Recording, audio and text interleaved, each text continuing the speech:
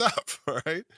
So now this episode really isn't about public speaking, but scare tactics are used all the time in marketing and in all kinds of places like written sales letters, video sales letters, and let me tell you about infomercials. See, I saw an infomercial one time that was selling an aluminum tube with a bend at the end. It was shaped kind of like a giant candy cane.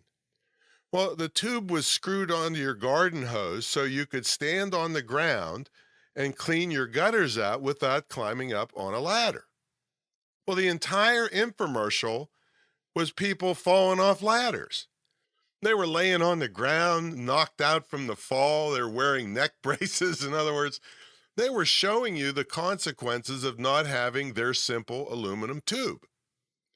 Now, if you really believe in your product and you know your product will help people, you should be willing to let them know the great side of your product or service. In other words, what could be if they had it, but also what they lose or what are the consequences of not having your product or service.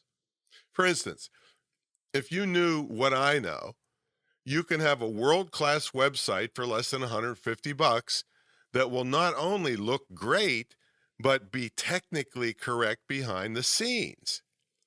See, I've critiqued over 10,000 websites in the last 28 years. I see all the time websites the owners brag about that look pretty, but they have no chance of being found or pleasing visitors because of bloated code, incorrect code, hurtful keyword usage, or no keyword usage at all, or security risks, multiple competing plugins, and the list goes on, and all this crap that's wrong with these things. So you could learn what I teach you about this, or you could go on bragging about your piece of dog poop website that has no visitors and no sales. In other words, that's your consequence. No visitors and no sales from your website. Even worse, you might be the most credible person in your field, but people don't trust you because your website doesn't represent you well. Another consequence, and it's a sad statement I coined years ago, is a great marketer will beat a great practitioner any day of the week. That means someone not nearly as talented as you lets me teach them all these great marketing techniques, and they beat you out consistently for business. You wouldn't like that, would you? So, the first thing you need to do to add this technique to your marketing mix is to brainstorm a list of consequences someone would suffer by not knowing what you know or using your product or service. All right, so maybe you sell a dog training book or maybe a series of dog training videos.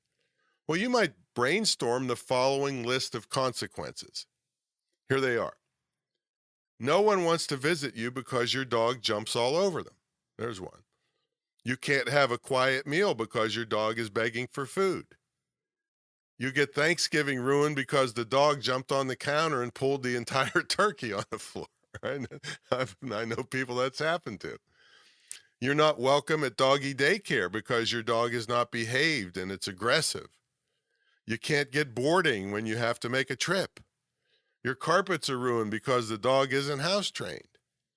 Your favorite glassware is broken because your dog knocked over an end table. Your cabinets and front door are scratched beyond repair, costing you thousands of dollars for replacements. And worst of all, you get sued by your neighbor and dropped from your homeowner's insurance because your dog bit the toddler next door. I mean, this list could go on and on for some time. So you need to start making such a list for your products and services. Now, here are some phrases that you can use to help set up your consequences. So the first phrase is, and there's loads of these, but here's some examples so you see what I'm talking about. So the first phrase is when you least expect it. So we're going to use that phrase. We'll keep up with the dog example. When you least expect it, you see a big wet spot on your favorite carpet. All right, that's a scare tactic. Here's another phrase. Fail to realize, and I'll use this in a sentence. What you might fail to realize is that the doorbell